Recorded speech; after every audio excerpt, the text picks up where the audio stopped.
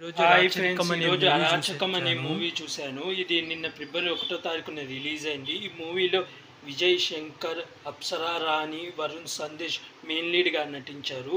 ఈ మూవీలో Varun Sandesh negative role అన్నమాట. ఫస్ట్ టైం పూర్తిగా నెగిటివ్ రోల్లో యాడ్ చేశాడు. నేను చూసిన వాటిల్లో ఫస్ట్ టైం అన్నమాట. ఇంతకుముందు చేశాడో లేదు చూడలేదు. ఇందులో మాత్రం ఫస్ట్ టైం నెగిటివ్ రోల్ పోషించాడు.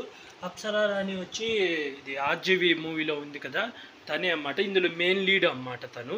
ఈ మూవీ స్టోరీ లైన్ వచ్చి ఈ రెండు రాజకీయ పార్టీలు ఉంటే అయితే అందులో ఒక రాజకీయ పార్టీలో వరుణ్ సందేశ్ అండ్ అప్సరా రాణి అన్న చెల్లెలు అన్నమాట ఇద్దరు.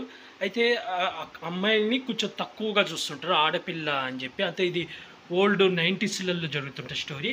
అలాగే క్యాస్ట్ గొడవలు కూడా ఉంటాయి, అంటే తక్కువ జాతి ఎక్కువ జాతి అని. అలాంటి టైంలో హీరోయిన్ తక్కువ జాతి అయిన వాడిని ప్రేమిస్తుంది అన్నమాట. ఆ విషయం తెలుసుకున్న తండ్రి తనకు ఇష్టం లేకుండా బలవంతంగా వేరే వాడికి ఇచ్చి పెళ్లి చేస్తారు. అలాంటి సమయంలో వాళ్ళ నాన్న చనిపోయిన తర్వాత మళ్ళీ పార్టీకి సీఎంగా నించోవడానికి వరుణ్ సందేశ్ నించుంటాడు. అలాగే వరుణ్ సందేశ్కి ఆపోజిట్గా హీరోయిన్ వచ్చి నించుంటుంది అన్నమాట. ఎందుకు అన్నకు వ్యతిరేకంగా హీరోయిన్ నించుంది, అసలు హీరోయిన్ ప్రేమించిన వ్యక్తికి ఏం జరిగింది, హీరోయిన్ చివరికి ఏం చేసింది, చివరికి హీరోయిన్ గెలిచిందా లేదా, ఆడవాళ్ళని తక్కువగా చూసే వాళ్ళకు ఎలాంటి సమాధానం చెప్పింది అనేది ఈ మూవీ స్టోరీ లైన్. ఈ మూవీ వచ్చి రొటీన్ స్టోరీ లైనే. ఇందులో మెయిన్ హీరోయిన్దే highlight. Apsara Rani plus Varun Sandesh and Vijay. అతను ఫస్ట్ హాఫ్ అంతా వాళ్ళ లవ్ స్టోరీ అలా ఉంటుంది. తక్కువ జాతి ఇలా అలాంటి మెసేజ్లు, అలాంటి సీన్లు, లవ్ స్టోరీ అలా ఉంటుంది.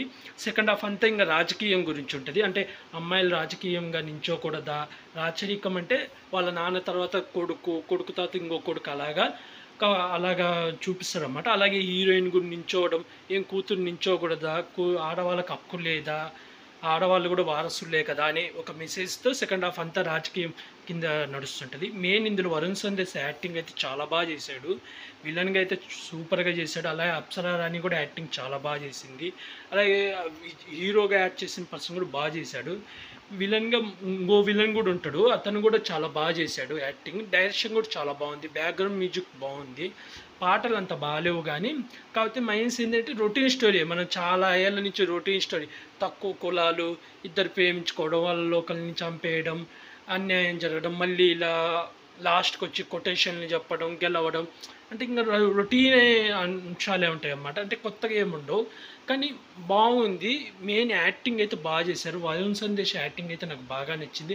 అలాగే హీరోయిన్ చేసిన అప్సరా యాక్టింగ్ కూడా చాలా బాగుంది. మీరు ఎవరైనా చూడకపోతే చూసేయండి రాచరికం మూవీ. అయితే ఓవరాల్గా 1 టైం చూడొచ్చు. ఈ మూవీకి నేను రేటింగ్ వచ్చి 5కి 3 ఇస్తున్నాను. డైరెక్షన్ కూడా చాలా బాగుంది. మీరు ఎవరైనా చూడకపోతే వెళ్ళి చూసేయండి. అలాగే ఇలాంటి మూవీ రివ్యూస్ కానీ వెబ్ సిరీస్ రివ్యూస్ కానీ కావాలనుకుంటే నా యూట్యూబ్ ఛానల్ని సబ్స్క్రైబ్ చేసుకోండి friends. Like, share, comment, subscribe friends. Bye.